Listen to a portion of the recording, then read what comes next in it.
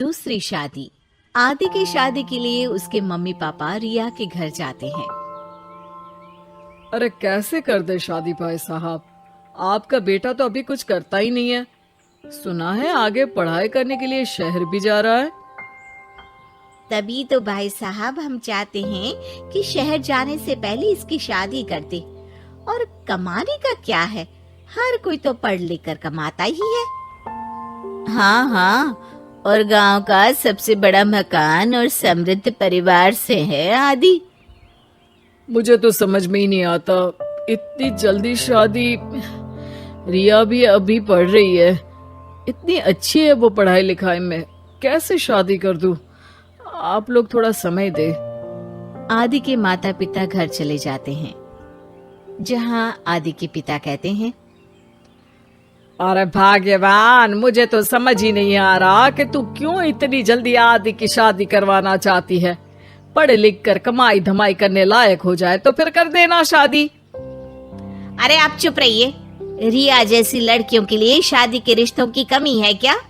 इतनी सुंदर, संस्कारी, पढ़ी लिखी और अच्छी परवरिश वाली लड़की है वो।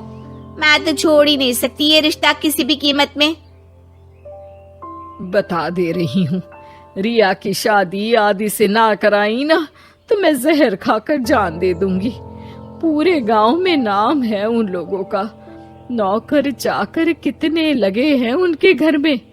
अरे मेरी बेटी तो राज करेगी, राज। और इस तरह ना चाहते हुए भी रिया की शादी आदि से हो जाती है। अरे बेटी, ये ले तेरी किताबें, पढ़ाई बिल्कुल ना छोड़ना। तू तो मेरी गर्व करने वाली बहू है, बड़ा नाम है तेरा गांव में। हाँ, आखिर पसंद किसने किया है रिया को आदि के लिए? आदि को गांव की रिया इतनी पसंद नहीं होती है। अरे यार, तू तो बड़ा लक्की निकला, रिया जैसी लड़की से तेरी शादी हो गई। अरे लक्की की क्या बात है, वो भी तो मेरे जैसे लड़के की बीवी बनकर किस्मत वाली बनी है ना। अरे अब तो तू रह नहीं दे, ना तो तू कमाता है ना ही पढ़ने में अच्छा है। क्या है तुझमें? बस पैसा, और वो भी बाप का। आदि को दोस्तों की बात पर बहुत गुस्सा आता है। पिताजी, मैं शहर जाना चाहता हूँ आगे की पढ़ाई के लिए। अरे बेटा, लेकिन यहाँ की पढ़ाई तो पहले पूरी हो जाए। नहीं नहीं, अब मैं किसी भी हालत में शहर में ही रहकर पढ़ाई करूंगा। रिया को आदि का ये व्यवहार अजीब लगता है कि अचानक नई शादी के बाद आदि ऐसा क्यों बोल रहा है। खैर, आदि पढ़ाई के लिए शहर चला जाता है और रिया गांव में रहकर सास ससुर की सेवा करती और बचे वक्त में पढ़ाई। अरे देखो, दामाद जी तो शहर चले गए, हमारी बेटी बेचारी अकेली रह गई। उसे कुछ दिनों के लिए यहीं बुला लाओ ना। रिया की माँ रिया के ससुराल उसे लेने जाती है कि उसके सास ससुर कहते हैं, अरे नहीं नहीं बहन जी, हमारा मन तो रिया के बिना नहीं लगेगा। हाँ माँ, इनको तो शहर जाना ही था पढ़ाई के लिए, बस थोड़ा पहले चले गए। माँ खाली हाथ वापस आ जाती है। आदि शहर में मन लगाकर पढ़ाई करता है और इंजीनियरिंग के लिए दाखिला ले लेता है, तो वहीं रिया भी एमए की पढ़ाई में प्रवेश लेकर समाज सेवा में मन लगाती है। तुझे देखकर लगता है कि मैंने तेरे साथ ठीक नहीं किया बेटी। शादी तो करवा दी लेकिन पति का साथ नहीं मिला।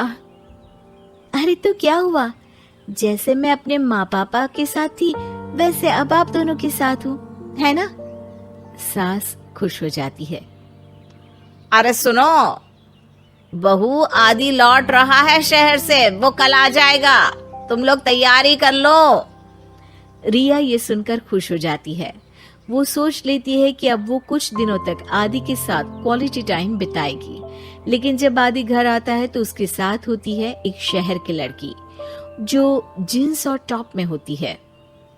ये मेरी दोस्त है, मेरे साथ रहेगी। आदि उसे अपने मम्मी पापा से मिलवाता है लेकिन रिया से नहीं। रिया सबके लिए खाना लगाती है। अरे ये नौकरानी कितनी सुंदर है, खाना भी अच्छा बनाया है। अरे नहीं नहीं, ये नौकरानी नहीं, मेरी बहू यानी आदि की बीवी है। ये सुनकर लड़की शांत हो जाती है और आदि की तरफ देखने लगती है, फिर वहां से चली जाती है। अरे माँ, क्या जरूरत थी घर की कहानी बताने की? देखा, अब वो बुरा मान गई ना। वैसे भी मैं आप लोगों को बता देता हूँ, मुझे रिया के साथ नहीं रहना।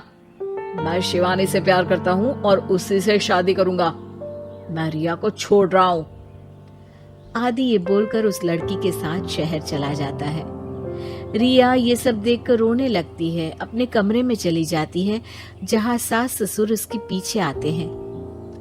हमें माफ कर दे बेटा। वो दोनों उसके सामने हाथ जोड़ते हैं। आप लोग ऐसा क्यों बोल रहे हैं? ये तो मेरी किस्मत थी, पर अब मैंने सोचा है कि मैं भी आगे पढ़ाई करके आगे बढ़ूंगी। रिया पढ़ाई लिखाई करके पूरे जिले की कलेक्टर बनती है। आदि उसे छोड़कर शिवानी से शहर में ही शादी कर लेता है। फिर एक दिन रिया के ससुराल में, अरे बेटी रिया, तुझसे मिलने कोई आया है। कौन है माँ? हमें आपकी बहू के बारे में सब पता है। मैं आप लोगों से अपने बेटे के लिए आपकी बहू का हाथ मांगने आई हूँ। रिया के सास ससुर और माता पिता ने मिलकर ये फैसला किया था कि वो रिया की शादी करवा देंगे।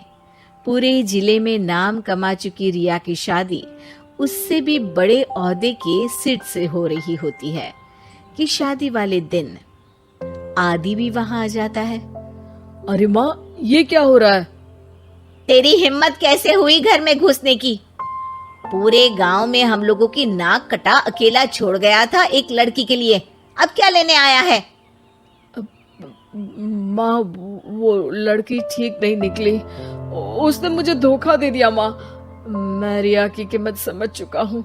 अरे इतने बड़े जिले की कलेक्टर है वो। मैं यहाँ नहीं था, फिर भी उसने आप लोगों का पूरा ध्यान रखा। बहुत लेट हो चुका है बेटा। रिया आज अपनी नई जिंदगी की शुरुआत करने जा रही है, अब उसे भी जीने का हक है। वो तेरी सुविधा से जिंदगी नहीं जी सकती। तूने तो हीरा खो दिया बेटा।